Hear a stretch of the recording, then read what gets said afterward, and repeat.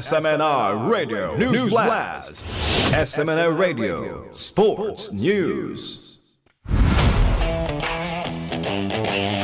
Sa atong balitang pampaugnat sa kusog mga kapartner. Misaka sa third round sa 2026 Canadian Open ang Filipina tennis star nga si Alex Eala human niya gipildi sa tulo ka sets ang Amerikanang si Alycia Parks. Human sa iyang unang WTA title sa Washington, gipildi ni Eala ang seeded number 25 si Parks 6-1, 4-6, 6-2 sa Sobeys Stadium sa Toronto.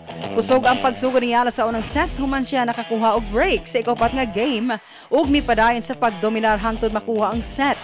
Sa ikaduhang set, nagpakita og mas kusog nga duwa si Parks ug nakahimo og break si Eala sa ikanapo nga game aron mapugos ang deciding set.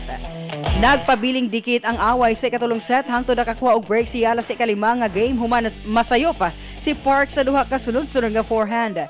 Gipabilin dayon ni Eala ang iyang serve ug gitapos ang duwa sud sa usa ka oras ug 51 minutos. Ang maong kadaugan nahimong panimalos ni Eala human siya napildi ni Parks sa ilang miaging panag-atubang sa Australian Open.